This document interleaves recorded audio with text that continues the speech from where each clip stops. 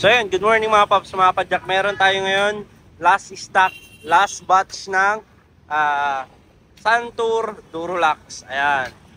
Last stock na to, hindi na magkakaroon ng special price. Last batch, ilang pieces na lang? 6, 12, 18, 24. 24 pieces out of 250 pieces mula nung November.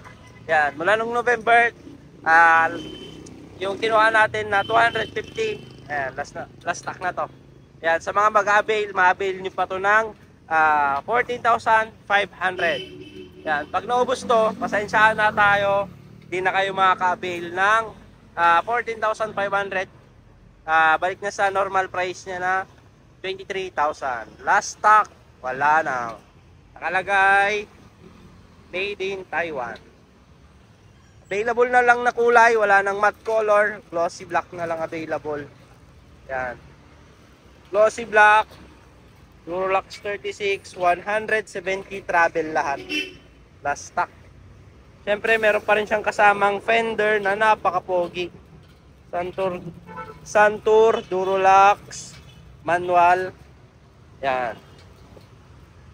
Meron siyang high speed tsaka low speed. Ayan. High speed, low speed adjustment. Hawakan mo. Yan. Santur Durolax. Glossy, 170 travel. Wala nang ibang travel, kundi 170 na lang. Kung gusto nyo ipa-adjust, meron 2,000 pesos na service. Saka kasama na yung spacer. Kung gusto nyo ipa-adjust ng 150 o di kaya 160. Yan. Pero kung 180 naman, may tatanggalin lang kayong spacer. Yan. Nasa yellow basket, saka nasa link section. Thank you. Mga nasa malalayong lugar naman na gusto magpakita ng suportas dito sa Pops Bike Shop at gusto mag-order, ayan, visit lang kayo dito sa mga legit account namin. Dito lang kayo pwedeng makipag-transact para legit at di kayo may scam. Visit lang kayo sa TikTok, Shopee, Lazada namin. Pops Bike Shop Official.